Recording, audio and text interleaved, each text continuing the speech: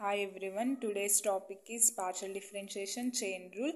Partial differentiation మనం more than one variable ఉన్నప్పుడు partial differentiation చేస్తాం మనం. ఎగ్జాంపుల్గా f of x, y equals to x square plus y cube. ఇక్కడ x అనేది ఒక వేరియబుల్ అండ్ y అనేది అనదర్ వేరియబుల్. మనకు డిఫరెన్షియేషన్లో ఓన్లీ వన్ వేరియబులే ఉంటుంది, కానీ ఇక్కడ మనం టూ వేరియబుల్స్ని చేస్తాం. దీని డెరివేషన్ ఎలా చేస్తామంటే మనం ఇప్పుడు ఎక్స్ స్క్వేర్ ప్లస్ వై క్యూబ్లో విత్ రెస్పెక్ట్ టు ఎక్స్ చేసామనుకోండి, వై అనేది కాన్స్టాంట్ తీసుకుంటాం మనం.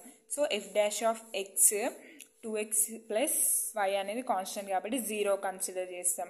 సో దీని డెరివేటివ్ ఏమవుతుందంటే 2x. With respect to y చేసేటప్పుడు we have to take the x is constant. Now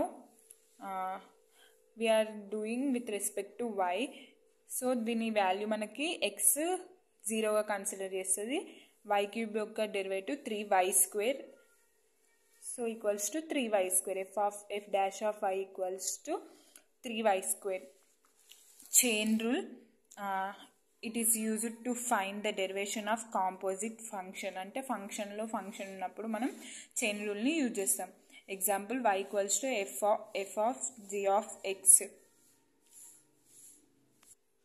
ఇక్కడ మనకి f of G of X అనేది ఒక function and f of G of ఎక్స్లో జీ ఆఫ్ ఎక్స్ అనేది ఒక ఫంక్షన్. ఎక్స్ అనేది ఒక function, F of G of X అనేది ఒక ఫంక్షన్ మనకి. సో ఇక్కడ మనం దాని డెరివేటివ్ చూసుకుంటే f dash of G of x, మళ్ళీ జీ ఆఫ్ ఎక్స్ యొక్క డెరివేషన్ ఏమవుతుంది జీ డాష్ ఆఫ్ ఎక్స్.